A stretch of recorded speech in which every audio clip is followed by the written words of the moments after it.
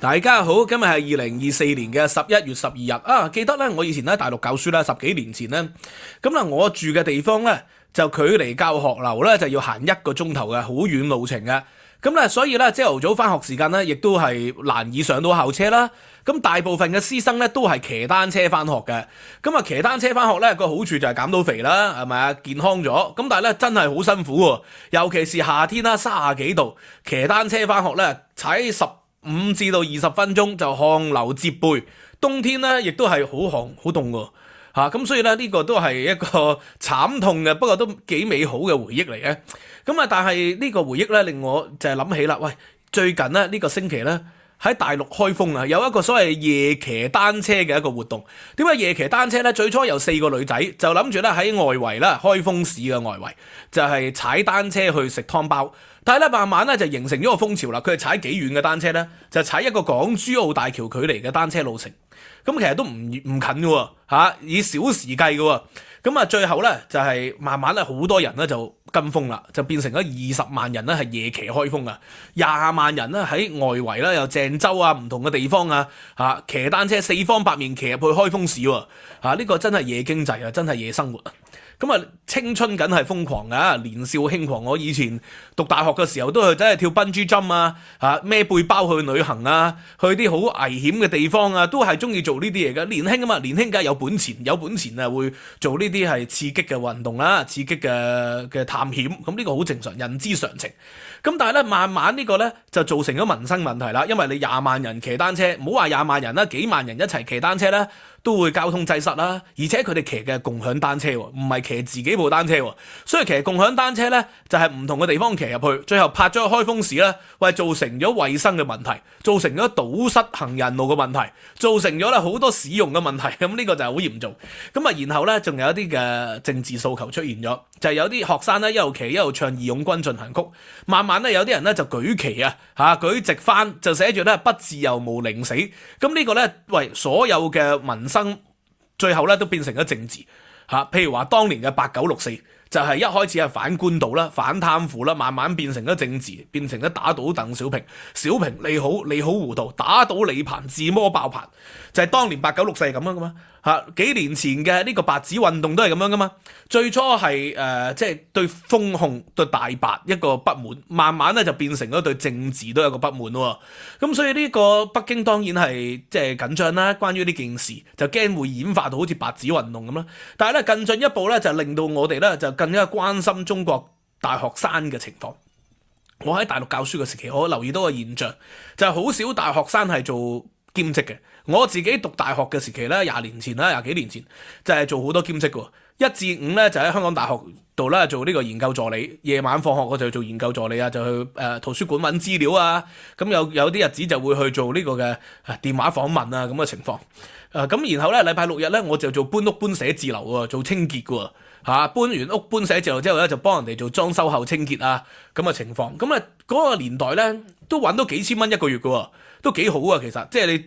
你1至5翻工已經揾到幾千蚊啦，禮拜6日又揾多幾千蚊，咁其實咧就夠交晒學費，不特止仲夠生活噶啦。你住宿舍又好，如果出去合租咧就可能咧就貴啲咁，但係咧如果你有宿舍住或者住屋企嘅，咁基本上咧當年咧係可以完全咧係解決到生活嘅問題嘅，唔需要咧伸手問屋企攞錢嘅，再問政府借啲錢咧就解決到噶啦。因為政府咧就有啲嘅低息嘅借貸噶嘛。咁所以20幾年前咁，但係後來10幾年前咧，我喺大陸教書，我就發覺極少學生係咁樣做。點解咧？因為咧嗰啲大學咧難得入到去啦，呢個第一。第二咧就係入到去嘅時期咧，佢哋畢業啊，當年啊。講緊2010年左右，喂，畢業出嚟都係揾2000蚊一個月到嘅啫，2000幾蚊一個月，去銀行做都係2000幾蚊一個月。咁所以佢哋如果喺大學嘅期間去做兼職，都係揾幾百蚊一個月嘅啫。咁揾幾百蚊個月咧，你又佔據咗好多讀書嘅時間，又分分鐘畢唔到業，難得考到去啲好嘅大學，咁所以啲學生都唔願意做兼職嘅。咁但係後來咧，2010幾年以後咧，共享經濟出現咗，就多咗大學生做騎手、做兼職、做送外賣、做步兵咁就多咗呢啲新型嘅職業。咁但係咧，整體嚟講，而家嘅大學畢業生去到2024年。我當年咧10幾年前喺大學教書嘅時候，畢業生嘅人工咧2900蚊左右啦，2500至2900。如今咧喺舊年咧最新嘅數據咧都係4900幾蚊啫喎。雖然你話翻咗2000蚊，但係都係相對嚟講好低人工咁而且咧大學畢業生咧而家係4900幾蚊啦畢業呢個嘅中位數，但係咧佢哋同樣咧就面對住好嚴重嘅問題，就係大學生失業率。舊年啊已經公布大學生嘅失業率咧係高達2成幾以上，即係你畢咗業咧要好長時間先揾到工。其實呢個都係國際全球化嘅問題，喺倫敦都係畢到業之後咧要大半年以上啦或者過一年咧先揾到嗰份正職，中間可能要做住兼職因為而家大學畢業生嘅數量越嚟越多，工作崗位咧對於一個大學畢業生嘅工作需求咧亦都唔高反而咧對藍領咧喺英國發達國家係高嘅。咁但係中國唔同啊嘛，中國咧藍領個需求其實都唔高嘅，咁但係大學畢業生嘅需求又更加低喎，因為每年咧而家成1000萬嘅大專大學畢業生喎，咁所以點搞咧？咁所以啲大學畢業生覺得個前景係好彷徨啊，唔知如何處理一係就內卷，繼續考研究院上去啦，逃避多2-3年啦然後3年後再算啦。咁但係問題，你一個大學畢業生23-24歲啦，再讀多3-4年嘅研究院27-28歲噶咯。咁如果女生咧又面對住結婚嘅問題啦啲家庭咧又會要求佢結婚。男生咧你27-28歲畢業咧，你出嚟做嘢，咁而大陸個職場普遍有一個不成文嘅規矩，35歲以後咧就極難揾到工噶啦。所以你喺個職場度咧27-28歲先畢業，你喺個職場度你只係得6-7年、7-8年嘅時間咧可以打拼嘅啫。35歲之後咧你再要轉工咧你極困難噶啦你只能夠喺嗰間公司裏邊繼續發展，或者咧除非你步步高升啦否則嘅話咧你又好難有大嘅轉向同成就。咁但係問題，中國咧嗰個年輕人嗰個壓力係非常之大。而家幾大咧？中國嘅家庭債務以2023年底為例，已經去到咧 GDP 嘅62%。咁呢個 GDP 62% 咧，以發展中國家嚟講係非常之高。但係咧，中國仲有好多隱藏債務喎。呢個家庭債務咧，就係平均每個家庭有23.7萬美元嘅負債，即係百幾萬負債啦。咁百幾萬負債又話唔係好多啫，你買層樓都要啦。咁但係你留意喎，中國有10幾億人口有起碼3-4成係住喺農村。佢哋係冇所謂有層樓嘅負債喎，所以呢個咧每個家庭咧有23.7萬嘅負債咧，其實咧就等於喺城市嘅家庭裏邊咧個負債咧係要翻一番嘅呢條數係好大嘅。咁所以佢哋大部分嘅負債都係買樓買車啦，因為咧而家喺大陸結婚咧好多時候就要求對方有樓或者要有車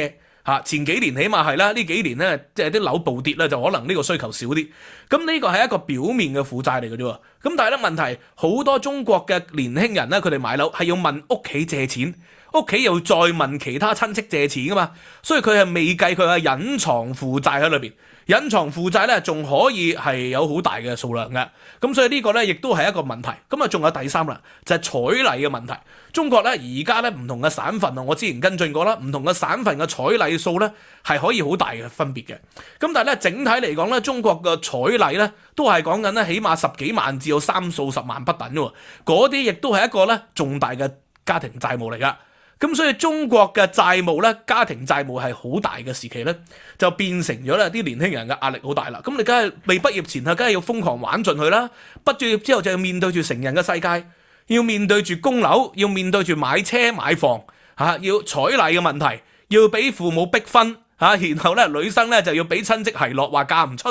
就有好多呢個家庭壓力嘅問題。咁當然呢啲問題以前都有嘅，但係以前嘅社會咧係向上時期。所以咧呢啲問題咧就相對嚟講冇咁嚴重，而家咧就係向下嘅時期，係逆周期。呢個逆周期咧我哋講咗好多年啦，我由大概2018年開始喺 YouTube 裏邊開始講嘅。咁但係咧不斷有 hater 咧就話：喂，你講咁耐啊，中國話逆周期啊，話經濟下行啊，咪年年經濟都發達。咁係啊，如果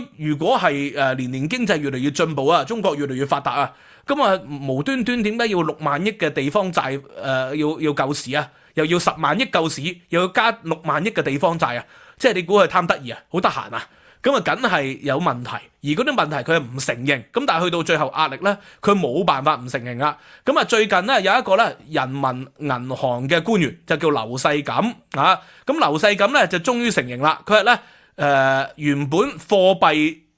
政策嘅委員嚟嘅，劉世錦就表示咧，中國而家面對嘅問題係消費不足。但係消費不足係結構性嘅問題嚟嘅，係基礎病嚟嘅，唔係傷風感冒啊。所以咧呢個問題咧唔係一下子可以解決到嘅。咁點解呢個係一個基礎病咧？呢個其實就係我由18年開始講噶嘛。因為咧以往咧嘅年輕人咧或者係中國嘅家庭係願意消費，係佢哋見到前景係美好，所以咧佢哋就會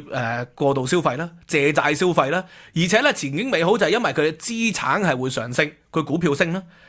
股票可能咧後來就跌咗幾次，但係樓市都升喎，所以整體嚟講工資有升嘅時期佢哋咪覺得前景係美好，咪願意消費咯。最近呢幾年疫情開始，中國嘅家庭咧就減少消費啦。個原因係咩啊？失業率上升啦，即係城鎮失業率去到5點幾個 percent，比起歐美國家高好多。因為英國嘅失業率咧講緊3-4個 percent 嘅時期，係講緊整體失業率。整體失業率咧真係實際失業率嚟嘅。中國嘅城鎮失業率咧係啲城鎮嘅人留咗喺度失業。而失咗業咧，其實好多人咧就唔會留喺城鎮噶嘛，因為佢哋有鄉下噶嘛，佢哋會翻鄉下。而實際喺鄉下躺平嘅人呢，係不計其數喎。所以中國呢幾年躺平潮、失業率、青年失業率再加上好主要原因就係樓市下跌暴跌，所以好多人咧葉公好龍啊，就希望樓市跌咧經濟咪好咯，咪可以買到樓咯。樓市跌先可以買到樓噶嘛，對佢嚟講係最大贏家。唔會嘅，因為當樓市跌嘅時候咧，整體社會嘅消費力就下降。你原本咧諗住你可以跌買樓啦，結果你份工係不保啊，因為消費力下降咗啊嘛。咁所以中國而家面對嘅情況就係咁樣，係一個結構性嘅問題，唔係傷風感冒喎，唔係可以解決到喎。咁點樣先可以解決到呢？就要恢復人民嘅信心啦，要對前景要明朗化咯。咁但係最近呢幾年呢，就係政策急劇嘅轉變，前景咪唔明朗咯。以前你做個行業，譬如話你做騰訊或者騰訊周邊嗰啲手遊行業，你會覺得個前景係美好喎，因為黑悟空啊或者各方面嘅遊戲會越做越好喎。但係而家唔係喎，以前嘅電影業你覺得越嚟越好喎，因為越嚟越多人睇戲，中國嘅消費力上升咁啲人就願意去娛樂去睇戲。咁但係你發覺政策咧經常會轉變嘅，好多戲拍咗出嚟要打靶嘅咁打靶就係上唔到映啦，或者係嗰啲演員失德藝人可能涉毒，會直頭咧成個演員咧要消失咗喺套戲度啦，要重新剪過，男主角女主角重新剪過，咁點拍啫？點樣上映啫？你就發覺太多咧，即係呢個非可控嘅因素，令到咧嗰個投資咧係會血本無歸。打機突然間咧就收緊打機嗰個時數，年輕人咧係冇辦法咧可以隨心所欲打機。你話當然係咪好政策？可以係好政策，但係佢呢啲叫暴力監管啊嘛，就係今日推出，下個月就做噶啦，或者今日推出，過2日就做噶咯，咁變成嗰啲已經投資咗嘅投資者，咪血本無歸咯。所以唔同嘅行業又係咁，補習行業又係咁，所有激進嘅監管咧，就導致到中國咧嗰啲投資者信心不足啊，信心不足咪投資不足咯。然後最後咧啲人工咪越嚟越減少，好似喺2024年第一季，第一季係最重要噶嘛，我講過好多次嘅原因係因為第一季咧係年終花紅或者叫年終績效就會喺嗰度出嘅。今年咧係以雙位數嘅跌幅，就係啲人咧少咗10幾個 percent 嘅總收入嘅工資績效咧，或者係花紅咧少咗10幾個 percent。喺咁嘅情況底下，你梗係唔願意消費啦你唔願意去買樓啦，唔願意去買好嘅車啦，你只能夠買平嘅車啦或者係租樓去住啦，所以或者搬去啲2、3線城市度買樓住啦，所以變成咗咧而家嗰個整體消費力不足咧。就係我呢幾年所講啦，就係暴力監管啦，亦都係因為中美貿易戰，同歐洲嘅關係割裂，令到咧外資流出，同港台嘅關係惡化，就係因為好多嘅政治因素導致到消費力不足啊嘛，所以唔係傷風感冒啊，唔係咧就話要谷咧救市政策咧可以改善到，救市係可以短期谷一谷，咁但係咧。好快就冇咯，好似今年咁係咪啊？多個省市就話要放寬樓市監管，結果你要谷到1個月2個月，但係咧整體樓市仍然係向下行喎。中國咁啊股市咧喺9月份咧又谷一谷，結果咧而家又打回原形喎。咁所以呢個係一個治標不治本嘅問題。治本咧就係要建立長期嘅法治信心，就係咧要穩定嘅國家政策穩定嘅社會路徑。咁呢個咧啲人先會願意投資嘛。過去改革開放咗30幾年，就係因為鄧小平所講嘛鄧小平所講就係死不改革，死就要下台，唔改革就要下台咯。然後咧就係李克強總理就講咩呢個長江黃河水不會倒流啊嘛，就唔會走回頭路啊嘛。但係結果而家係點啊？結果呢幾年咧就係唔係走回頭路咁簡單，係行2步前，然後翻3步後，然後再衝翻2步前喎。咁所以呢個咧而家就叫做向左走向右走喎，左搖右擺喎。所以咧你左搖右擺，明明前幾年就話國進民退，後來就話要扶持民企啦。扶持民企，你聽佢講係投資咩？結果啲民企又進一步咧被暴力監管，又不斷咧周而復始即係管完又放，放完又管，管完又死，死完又刪，刪完又管，再刪再管，再死再放，咁就變成咗咧就係消費力不足，年輕人咧亦都無所適從，再加上咧人口結構嘅問題，我就話咧你越去管佢咧，你解決咗個問題，結果你造成更多嚴重問題。當年計劃生育就係啦，就係因為你驚馬爾薩斯陷阱啊嘛，你驚咧人口太多糧食不足啊嘛，咪暴力監管咯。結果咧好似解決咗一啲嘅問題，但係而家就變成咗養老金咧係入不敷支喎。養老金入不敷支，歐美都有，歐洲都有，英國都有。咁但係問題，人哋已經人口老化咗啦嘛，發達咗幾十年啊嘛，百幾年啊嘛，所以先會出現咗呢個問題。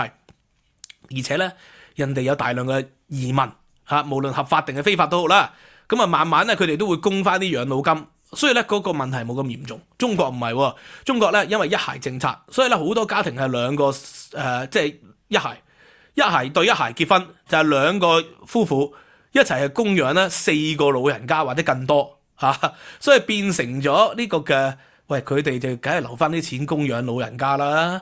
留翻啲錢去預防失業啦，就點會去消費啊？所以夜騎開封咧，喂係最慳錢嘅一個瘋狂活動，同我哋以前咧儲到錢話瘋狂咧去轉日本旅行啦，或者去呢個嘅非洲旅行啦，睇下動物大遷徙啦。完全係不能同日而語噶啦！我哋畢業嘅時候就玩呢啲嘢噶嘛，孭背包去歐遊噶嘛，去法國瞓法國嘅metro 地鐵即係冇錢去住酒店，就係住呢個嘅地鐵站，就瞓幾個鐘，然後先上車或者咧，我以前就住嗰啲 U Hostel 青年旅社，我試過有一次咧就住8個人嘅一間房，咁結果咧即係我覺得好。即係好無所適從啊！因為有7個女仔同我同年齡嘅瞓同一間房，結果我玩啤牌玩咗成晚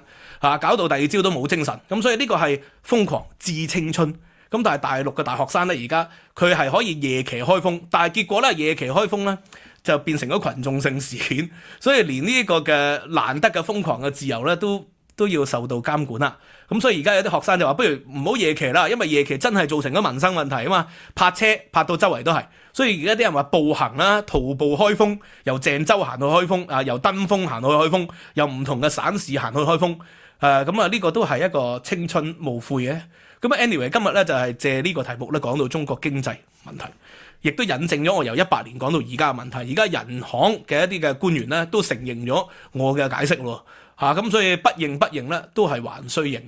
嘅anyway 今日講到呢度啦，希望大家喜歡啦 ，like subscribe share。收費平台 Patreon 咧仲有參考資料、文字摘要、聲音檔今個星期咧上載咗中國近代史課，講到中蘇交惡同埋中印邊境衝突。咁有興趣嘅朋友咧就再 Patreon，15蚊美元咧就可以無限重溫嘅啦。多謝大家，知識有價，拜拜。